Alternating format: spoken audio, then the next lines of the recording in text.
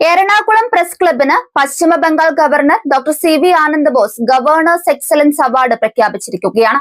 Ernakulam press ക്ലബും P N. Prasannakumar ഫൗണ്ടേഷനും ചേർന്ന് സംഘടിപ്പിച്ച പി.എൻ. പ്രസന്നകുമാർ അനുസ്മരണ പുരസ്കാര സമർപ്പണ ചടങ്ങിലായിരുന്നു പ്രഖ്യാപനം. മാധ്യമപ്രവർത്തകർ സ്വപ്രയത്നത്താൽ സ്ഥാപിച്ച രാജ്യത്തെ ആദ്യ പ്രസ് ക്ലബ്ബ് എന്ന നിലയിലും പ്രസ് ക്ലബ്ബ് നടത്തുന്ന വൈവിധ്യമാർന്ന പരിപാടികൾ, ക്ഷേമ പദ്ധതികൾ, പ്രൊഫഷണൽ മികവ് എന്നിവ കണക്കിലെടുത്താണ് പുരസ്കാരം നൽകുന്നതെന്ന് ഗവർണർ പറയുന്നുണ്ട്. 1 ലക്ഷം രൂപയും കീർത്തി പത്രവും ഫലകവുമാണ് അവാർഡ്. എന്നാൽ പുരസ്കാരം നൽകുന്നത് മുൻകൂട്ടി നിശ്ചയിച്ച ഒരു ചടങ്ങിലായിരിക്കും. പരിപാടിയിൽ ഗവർണർ മുഖ്യാതിഥിയായിരുന്നു. എന്നാൽ ഈ പുരസ്കാര പ്രഖ്യാപനം വിവാദങ്ങൾക്കിടയിലാണെന്ന വിമർശനമാണ് ശക്തമായിരിക്കുന്നത്. മോൻസൺ മാവുങ്കലുമായി ബന്ധപ്പെട്ട സാമ്പത്തിക ഇടപാടുകളിൽ എറണാകുളം പ്രസ് ക്ലബ്ബ് കുടുങ്ങിയെന്ന ആരോപണം നേരത്തെ തന്നെ ഉയർന്നതാണ്. ഇതുമായി ബന്ധപ്പെട്ട് എൻഫോഴ്സ്മെന്റ് ഡയറക്ടറേറ്റ് എറണാകുളം പ്രസ് ക്ലബിനോട് ഔദ്യോഗികമായി വിശദാംശങ്ങൾ ആവശ്യപ്പെടുകയും ചെയ്തിട്ടുള്ളതാണ്.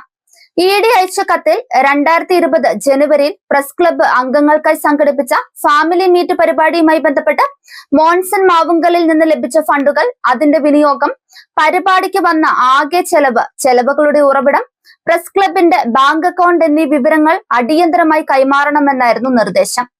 പണം വെളുപ്പിക്കൽ നിരോധന നിയമം 2002 പ്രകാരമാണ് അന്ന് വിവരങ്ങൾ ആവശ്യപ്പെട്ടത്.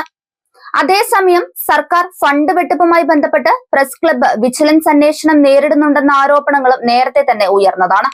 ഈ പശ്ചാത്തലത്തിലാണ് ഗവർണർ പ്രഖ്യാപിച്ച എക്സലൻസ് പുരസ്കാരം ഏത് മാനദണ്ഡത്തിന്റെ അടിസ്ഥാനത്തിലാണെന്ന ചോദ്യം ശക്തമാകുന്നത്.